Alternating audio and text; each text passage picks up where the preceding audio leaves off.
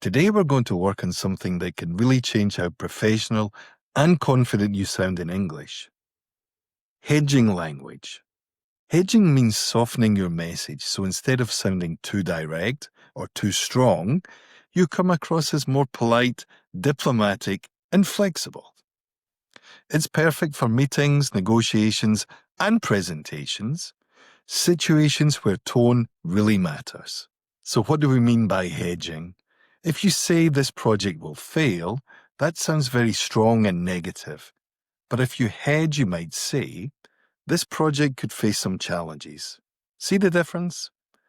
The message is similar, but the second version sounds less aggressive and easier for others to accept. First, one of the easiest ways to hedge is with modal verbs like could, might, or may.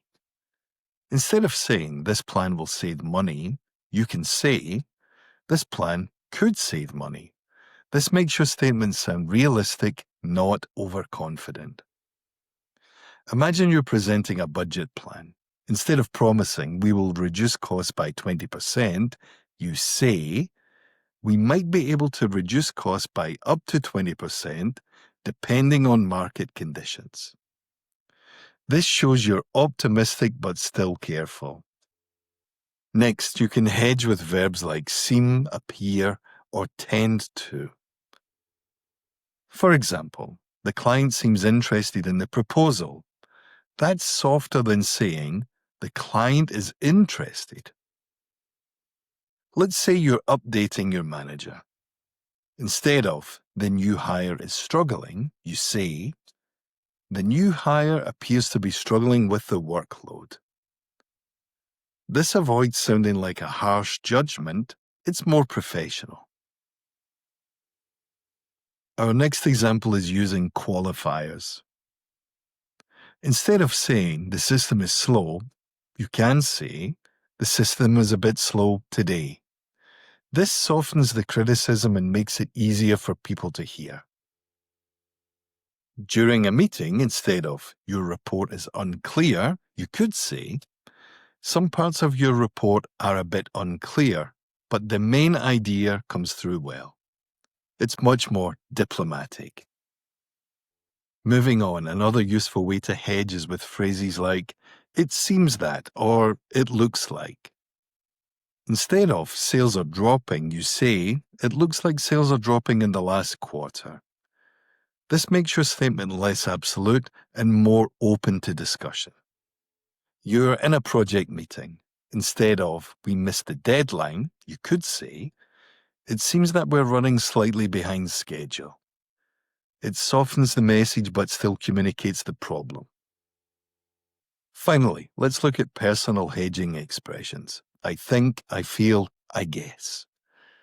These are useful because they show it's your opinion, not a fact. Instead of, this design won't work, you say, I think this design might not work for our target customers. This opens the door for discussion rather than shutting it down. So, here are some of the most useful hedging tools. Modal verbs, might, may, could.